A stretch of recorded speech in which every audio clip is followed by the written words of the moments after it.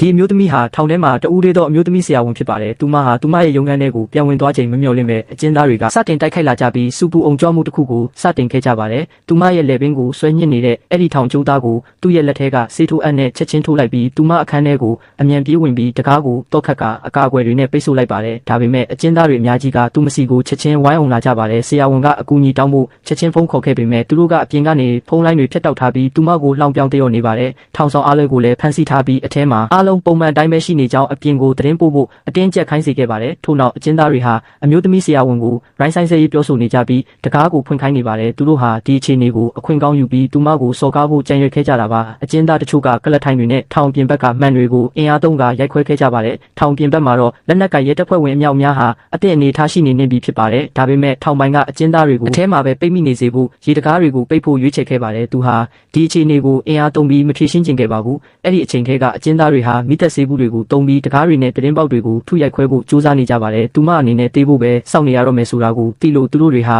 အရန်ကိုစိတ်လှုပ်ရှားနေခဲ့ကြပါတယ်။အမျိုးသမီးဆရာဝန်ကမှန်ကွဲဆက်တစ်ခုကိုချက်ချင်းကောက်ယူပြီးအဝစ်တစ်ခုနဲ့ပတ်လိုက်ပါတယ်။အကျဉ်းသားတစ်ယောက်ကကွဲသွားတဲ့မှန်အပေါက်ကနေတကားလုံးကိုဖွင့်ဖို့ရလက်လန်းလိုက်တဲ့အခါသူမလက်ထဲကထက်မြက်တဲ့မှန်ကွဲစားနဲ့သူ့လက်ဖွားတွေကိုချက်ချင်းထိုးဆိုင်လိုက်ပါတယ်။အကျဉ်းသားကနာကျင်စွာနဲ့အော်ဟစ်လိုက်ပြီးဆရာဝန်ကတော့ကြောက်လန့်တကြားနဲ့စပွဲတစ်ခုရဲ့နောက်ွယ်မှာပုန်းနေခဲ့ပါတယ်။သူမရဲ့မျက်လုံးတွေထဲမှာကြောက်လန့်နေရင်အကာအကွယ်မဲ့တယ်လို့ခံစားနေရပါတယ်။အချိန်ထဲမှာပဲထောင်ထဲကအကျဉ်းသားတစ်ယောက်ဟာမိုက်စီကိုတွားပြီးအကျဉ်းသားတွေဆေးပေးခန်းကိုတိုက်ခိုက်နေပြီးအမျိုးသမီးဆရာဝန်ကိုစော်ကားဖို့ကြိုးစားနေကြကြောင်းပြောတော့မိုက်ဟာလှုပ်ဝက်လန်းကနေတဆင့်ဆေးပေးခန်းစီကိုအမြန်သွားခဲ့ပါတယ်။အကျဉ်းသားတွေကတင်းပေါက်မှန်ကိုရိုက်ခွဲဖို့ကြားနေတာကြောင့်တချို့ကစာအုပ်တွေကိုမိရှို့ပြီးအခန်းထဲကိုပြစ်သွင်းခဲ့ကြပါတယ်။မိခိုးတွေဟာအမျိုးသမီးဆရာဝန်ကိုအသက်ရှူရန်ခက်ခဲလာစေပါတယ်။သူမအခက်ခဲဆုံးအချိန်မှာပဲမိုက်ကအပေါ်ကနေရုတ်တရက်သူမပေါက်ခုံးကိုကင်လိုက်ပြီးသူမကိုမျက်နှာကျက်ပေါ်ဆွဲတင်လိုက်ပါတယ်။အကျဉ်းသားတွေကတကားကိုရိုက်ခွဲဝင်ရောက်လာခဲ့ပြီးထွက်ပြေးသွားတဲ့သူတို့ကိုနေကတိုင်းမှာရှာဖွေနေပါတယ်။မိုက်နဲ့အမျိုးသမီးဆရာဝန်တို့ဟာမျက်နှာကျက်ကိုဖျက်ပြီးဟိုဒီအမြန်ပြေးလွှားခဲ့ကြပါတယ်။မမျှော်လင့်ပဲအကျဉ်းသားတစ်ယောက်ကအပေါ်ကိုကြည့်ဖို့အတွက်ခုံတို့တစ်ခုပေါ်တက်လာခဲ့ပေမဲ့